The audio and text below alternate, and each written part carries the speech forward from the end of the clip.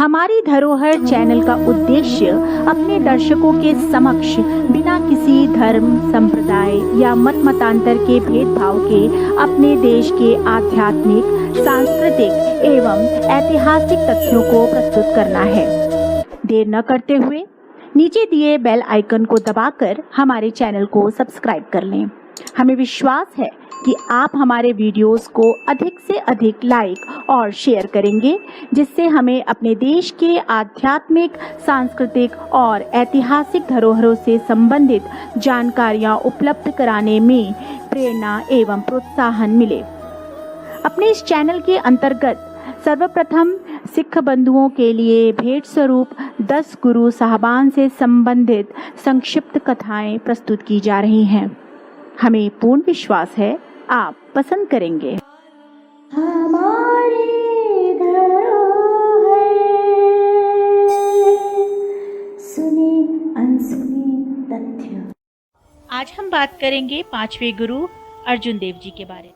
गुरु अर्जुन देव जी का जन्म गुरु रामदास जी की धर्मपत्नी भानी जी के गर्भ से गोइंदवाल में वैशाखवदी 7 संवत 1620 को हुआ। आपका विवाह जालंधर निवासी श्री कृष्णचंद्र जी की सुपुत्री गंगा देवी के साथ 23 आषाढ़ संवत 1636 को हुआ, जिनके गर्भ से महावीर योद्धा पुत्र श्री हरिगोविंद सिंह जी ने 21 आषाढ़ संवत 1652 को जन्म लिया। आपके पिता श्री गुरु रामदास जी ने सर्वगुण संपन्न एवं सर्वथा योग्य पाकर ही आपको गुरु गद्दी सौंपी। इस पर आपके बड़े भाई बाबा पृथ्वीचंद जी ने इसका प्रबल विरोध किया, किंतु आप श्री इस विरोध की कोई चिंता न करते हुए अपना निवास स्थान कुछ समय के लिए अमृतसर से हटाकर निकटस्थ वडाली गांव ले आए। आपने धर्म कार्य के निर्वाह के लिए सिखों की कमाई में से दशमांश देने की परंपरा शुरू की। आपने माघ संवत 1645 में रामदास सरोवर के निकट ही हरिमंदिर साहब की नींव रखी। वर्तमान में यह मंदिर स्वर्ण मंदिर के नाम से विख्यात है। यह मंदिर चारों वर्णों के लोगों के लिए खुला है। हिंदू, मुस्लिम, ईसाई किसी भी धर्म समुदाय के व्यक्ति के लिए इसके अंदर आने पर कोई रोक नहीं है। यहाँ 8 प्रहर शब्द कीर्तन होता रहता है। यहाँ आने पर मन को अद्भुत शांति मिलती है। कुछ श्रद्धालुओं के अनुरोध पर गुरुजी खारे गांव आए। यहाँ से 4 मील दूर तरन तारण नगर की नींव रखी, जिसे पक्का कराने का कार्य बाद में सरदार जस्सा सिंह तथा महाराज रणजीत सिंह ने पूर्ण किया। तरन तारण से गुरुजी व्यास नदी के पार डल्ले गांव आए, जहां जालंधर का तत्कालीन हाकिम अजीम खान आपकी ख्याति सुनकर दर्शनों के लिए आया और जालंधर के निकट ही निवास करने का अनुरोध किया। अजीम खान ने आपके निवास के लिए वहां मकान बनवा दिया। इसके बाद गुरुजी ने वहां एक नगर बसाकर उसका नाम करतारपुर रखा। आपने अपनी पत्नी गंगा जी के नाम पर एक कुआं भी बनवाया, जिसका नामकरण गंगासर किया गया। गुरुजी कुछ समय बाद वडाली गांव आ गए। यही 21 आषाढ़ संवत 1652 को साहिबजादे श्री हरिगोविंद जी का जन्म हुआ। साहिबजादे के जन्म की खुशी में आपने यहाँ एक बहुत बड़ा कुआं भी बनवाया। इस कुएं में सिंचाई के लिए एक साथ 6 रहटे चल सकती थी, अतः इसका नाम छरहटा हो गया। गुरुजी ने इस कुएं को आशीर्वाद दिया कि संतान की कामना से जो भी निसंतान स्त्री यहाँ स्नान करेगी उसे पुत्र की प्राप्ति होगी। आज भी प्रत्येक महीने के पंचमी को संतान की इच्छुक महिलाएं स्नान करने आती हैं। किंवदंती है कि कम से कम 12 पंचमी को यहाँ स्नान करने वाली महिलाओं को संतान की प्राप्ति अवश्य होती है। संवत 1661 में गुरुजी ने पूर्ववर्ती चारों गुरु साहबान की वाणियां बड़े परिश्रम से एकत्रित की।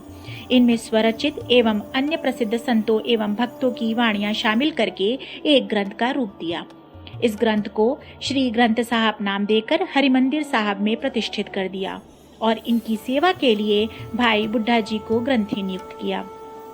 श्री ग्रंथ साहब में आप श्री के 2216 श्लोक शामिल हैं, जिनमें एक वाणी श्री सुखमनी साहब प्रमुख है। मान्यता है कि पूर्ण विश्वास और श्रद्धा के साथ इसका पाठ करने वाले व्यक्ति का संपूर्ण मनोरथ सिद्ध होता है। उन्हीं दिनों मुगल सम्राट अकबर गुरुदासपुर इलाके में आया हुआ था। इस अवसर का लाभ उठाकर गुरु गद्दी के विरोधी पृथ्वीचंद सहित हिंदू और मुसलमान अकबर के पास पहुंचे और उनसे शिकायत की कि गुरु अर्जुन देव जी ने एक नए धर्म ग्रंथ का निर्माण किया है, जिसमें हिंदू और मुसलमानों की निंदा करते हुए इन दोनों मतों के सिद्धांतों का खंडन किया गया है। इस संबंध में यदि तुरंत ही कोई एहतियाती कदम न उठाया गया तो भविष्य में प्रजा में अशांति और राज्य कार्य में व्यवधान उत्पन्न होने की आशंका है। इन लोगों की शिकायतों पर अकबर ने अपने विशेष दूत को गुरुजी के पास भेजा और श्री ग्रंथ साहब के दर्शनों की ख्वाहिश जाहिर की। गुरुजी के आदेश पर भाई बुड्ढा जी श्री गुरु ग्रंथ साहब के साथ अकबर के दरबार में पहुंचे। अकबर ने जब श्री ग्रंथ साहब को खोला तो जो पृष्ठ सामने आया उस पर लिखा था, कोई बोले राम राम, कोई खुदाई, कोई सैवे कुसैया, कोई अलाही, कारण करण करीम, कृपा धारी रहीम। शब्द वाणी की प्रत्येक पंक्ति ने बादशाह के दिल दिमाग पर जबरदस्त प्रभाव डाला। अकबर ने इसके बाद जिस पृष्ठ को भी खोला उसी में सर्वशक्तिमान की महिमा, भक्ति एवं सत्यवादिता की प्रेरणा तथा जीव मात्र से प्रेम करने का उपदेश ही मिला। जैसे जैसे वह श्री ग्रंथ साहब का पाठ करता उसके दिल में श्रद्धा और भक्ति पैदा होती जाती। अंत में उसने आदर पूर्वक श्री ग्रंथ साहब को भाई बुड्ढा जी के द्वारा वापस भेज दिया। वह श्री ग्रंथ साहब से इतना अधिक प्रभावित हो गया था कि वह अपने दौरे का कार्यक्रम बदलकर अमृतसर पहुंच गया और वहीं पड़ाव डाला। अकबर ने दरबार साहब के दर्शनों के उपरांत 51 अशरफियां चढ़ाई और गुरुजी के समक्ष श्री हरिमंदिर साहिब के नाम कुछ जागीर देने की ख्वाहिश जाहिर की।